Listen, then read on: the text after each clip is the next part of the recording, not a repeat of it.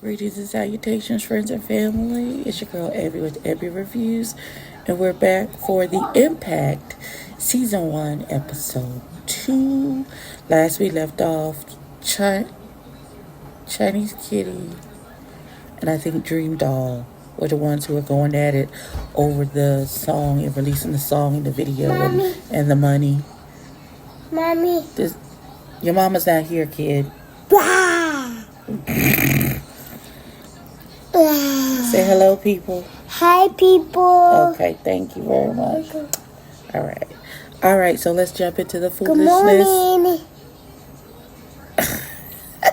Let's jump into the foolishness and see what's happening. All right, so we come back to Chinese Kitty is in the studio with her people, so she's explaining what happened at the girls' night and how it all went left. And then Cleo is, I guess, talking to somebody. She's doing a photo shoot. And then Melania and Scott is the new person. He's the guy. He's the one that I follow on TikTok. He's the TikTok. He's the one that I know. And so he's introduced, and Melania and Cleo is explaining about the Chinese Kitty Dream Doll situation.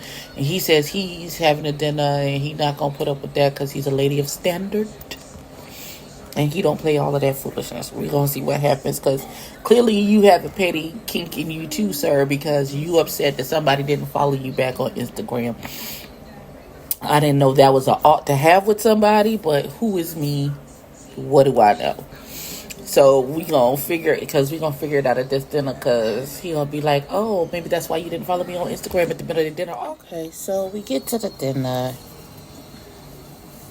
Cleo, Melania, Scott, Ashley Marie, and Ella.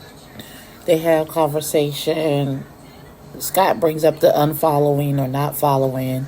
She was like, I really don't be paying attention to that type of thing, so I didn't even know that it was a thing. He was like, well, let me follow you now so you can follow me back. Blah, blah, blah, blah, blah, whatever. It's a non-issue.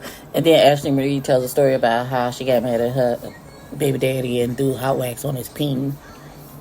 Well, I guess he fucked around and found out, I guess. That's all I got for that. Now we at this photo shoot. And so it's the group photo shoot. Everybody is going to be there together, including Chinese Kitty and Dream Doll, and they haven't resolved their issue from the girls' night. Now here's my issue, because this really, I stopped watching to come to say this, that I had to get through all of that to get to this. Bernice comes in. Ashley is getting her hair done and stuff for the photo shoot. Her mama come in and touch her stomach. And I thought, oh my God, is she pregnant? That was my first thought. Oh my God, is she knocked up? Ashley Marie in her confessionals be like, my mama really don't want me to be gaining weight. She really hates. She's like, because I like to eat. And my mama really don't want me to get big and blah, blah, blah. This girl is this big. She this big. What? And then she made this kind of face. The trauma jumped out. It looks like the burgeoning eating disorder jumped out, because she was like, but I like to eat and my mama don't want me to. Maybe I'm letting my own trauma and food dysphoria jump out. But that just struck me as why would you do that to your baby? Why is that the first thing? I have a daughter who's bigger. I don't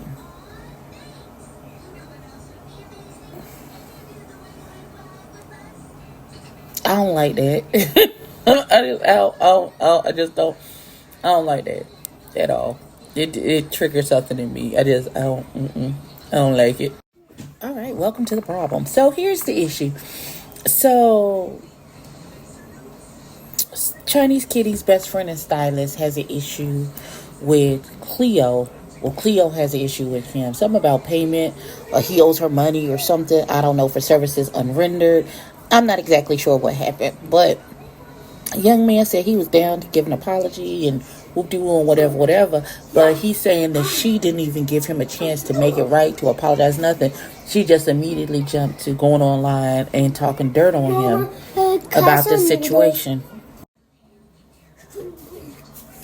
Anyway, so they have an issue. So, like, I feel like they didn't actually have to see each other. It seemed like everybody was in different rooms. It could have easily been avoided where he never saw her, she never saw him. But she didn't even know he was there. And I think that's the issue. I think if she had known that he was going to be there, then they could have automatically set it up to where they avoided each other. And so wasn't no static, wasn't no problems. But it feels like she was blindsided with the fact that he was there. Ashley Marie saw him, and then she went and told Cleo, and now Cleo is on $550 million. So it looks like it's about to be another. All right, so Scott, trying to be the peacemaker in this situation, brings Chinese Kitty down to see Cleo, and Cleo face is all munched up and scrunched up when as soon as she walked in the door. And she's like, wait a minute, fix your face, daughter. I ain't even done nothing yet. We ain't even said nothing yet. Why your face look like that for me? And she was like, you know that he and I dad don't get along. It is up with us. And why would you bring him here? And she was like, that's my best friend. Anywhere I go, he goes. And I was under the impression that we were going to be separate. So you wouldn't have saw him anyway. So I didn't think it would be a problem. And then now they arguing about the fact that when whatever the altercation was that jumped off, and Cleo jumped on live, and when she was dogging Ernest the stylist, she was like, the only person you style is Chinese Kitty, and who the fuck is Chinese Kitty? Be fucking for real, and blah blah blah blah blah. And so you now downgrading Chinese Kitty, and she ain't got nothing to do with any of this. Whatever the situation happened between you and Ernest is between you and Ernest. What Chinese Kitty got to do with it besides being his friend? That ain't fair to her. But we gonna see what happens. Because Chinese Kitty said I had to walk away before I dragged her. Understandable. Because I feel like baby girl was on 500 for no good reason. But it ain't my money, so I ain't got a dog in the fight. But listen, you gonna have to pay me my money, Slim. That's the end. That's the beginning and the end of it. Pay me my money and we can be good. And apologize and we can be good. And we did it right there. That's it. That's all. No need for me to get hype and anything else. Pay me my money, beloved. That's it. Alright, so it's very anticlimactic. They acted like grown women, which doesn't happen very often, but we really appreciate it when it does. And they squashed their beef. It looks like it might be something else next week. It looks like we get into the love lives of the women, so we'll see how that works. So far, I am enjoying this. I'm enjoying that the beefs are really beefing, and people aren't fighting for no damn reason. But this has been my review and recap for the Impact New York Season 1, Episode 2. Please like, comment, and subscribe. Tell a friend to tell a kin. And I will see y'all later for something else. Say goodbye, people. Goodbye, people. Goodbye, people.